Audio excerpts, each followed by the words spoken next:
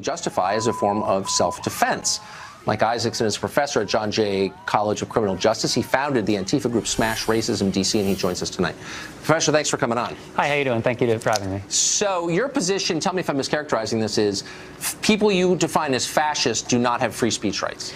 No. My position is that communities have the right to defend themselves against groups that actively seek to eliminate members of that community. Defend themselves against violence, or defend themselves against violence? I mean, we were talking about... No, but physical violence? So yes, if I say, for example... We're talking about a history, a group that has a history of enacting hate crimes. Yeah, no, we're not... Are we going to pretend like we're suddenly in this ahistorical world where Dylan Roof or Wade Michael Page doesn't exist, where Anders Breivik doesn't exist? Are you kidding me? No. Are you really a professor, by the way? What? So here's the question, though.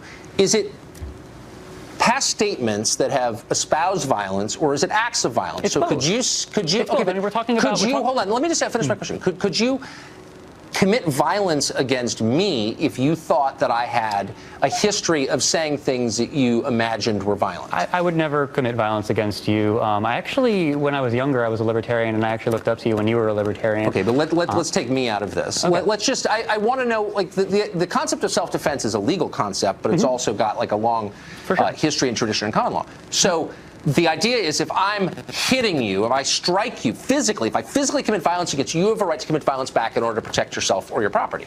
Sure. But you're seeming to say that anybody who has espoused ideas that have at some point in history led to violence can be the subject of violence from you. You're not saying that. No, I'm not saying that. What I'm saying is that I believe it is the right for communities to get together to assess what is a threat to them and to defend themselves against that threat. So give me an example. Like, what public figure in America right now could be shut down, could have his free speech rights taken away, and could be the subject of violence under the standards you're describing? Well, I mean, for instance, I think that the framework here of talking about violence as opposed to talking about preserving the very freedoms that you and I both enjoy is a false one. I mean, ultimately, we're talking about a movement that actively advocates against all the fetters of democracy. I mean, we're talking about Richard Spencer, who publishes in altright.com, publishes an article on July 28th by a man named Vincent Law, where the headline was, "To protect free speech, get rid of democracy." So we really have to... You know what? Okay, so let's use that example. I disagree with that. I haven't seen the piece, but it doesn't sound like something I'd agree with. It's not. Does Richard Spencer have a right to speak in public? Richard Spencer is a danger to society. When he speaks in public, what he is doing, he is publicly recruiting people to his very violent movement, very violent ideology. So does he have a right to speak in public? I don't think he has a right to speak in public unopposed, and that is ultimately what the purpose of Antifa is to show up and oppose him. But it's not opposition. You shut people down, you prevent them from speaking, and you commit violence against them. I know a number of people, well, don't tell me it's untrue, I know people who've been knocked down and beaten by people from Antifa. So that is true. It does happen. We have it on tape. We just roll the tape. Right. So you're saying, is that justified? Yes. I believe that communities have the right to defend themselves against threats to their community. Against ideas they don't like. No, they have a right to commit violence. People who have explicitly said that they want to eliminate those people from our society. But you're conflating violence with ideas. No, if I have not raised my hand to strike you, you have no right to strike me. But in order to raise your hand to strike me, you have to think that you're going to strike me. And when you are going out in public as a protester, explicitly saying that you want to eliminate most of the people from this country, I believe most of the people in this country have the right to say, no, that's not okay. Okay, but you absolutely have a right to say it's not okay. What you don't have a right is to prevent me from saying what I think, even if you disagree, and you definitely don't have a right to commit violence against me. And you're blurring the lines there. And by the way, don't you work at a criminal... Yes, I'm in an economics department, yeah. It's hilarious. Okay, you don't have the right to do that. You have the right to make a counter case. Do you see the distinction that I'm making? Tucker, when I walked into this building, I counted 5 security guards at the front door and 2 police cars outside.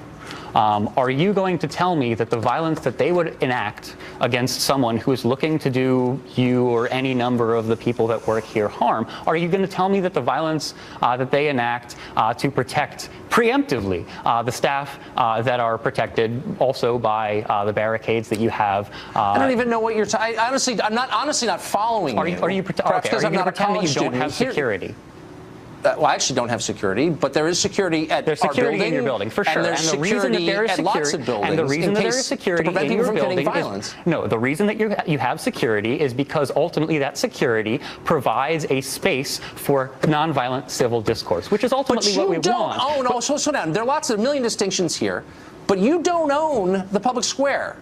You don't own the street. But I believe the public owns the public square. And at the end of the day, you're not in charge of the public, and you're not in charge of deciding. The public isn't even in charge of the public. Okay, we are talking about a system that has been gerrymandering people out of public representation. Okay, if we're relying on the cops, ultimately those cops are working for the very people that you work for, and not in the interest of the vast majority of society. We don't have representation. We don't have representation by the state. We don't. Okay, this is something you have to last question. Do you teach students? I do. Huh. And do you teach them that the First Amendment does not apply to people they disagree with? I teach them to think critically, and that's why I'm very open about my anti-fascism and my anarchism. So if someone in your class said, you know what, I'm a Trump voter, I'm against affirmative action. I've had those, and I encourage them to research and explore and hold them to the exact same standards that I hold any other student. Yeah, I bet. I do.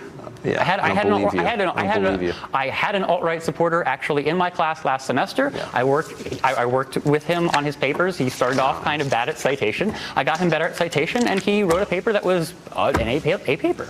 I mean, I am not discriminating against my students. Yeah. Ultimately, except you think that people you disagree with should be beaten up, but whatever. All right, Congressman.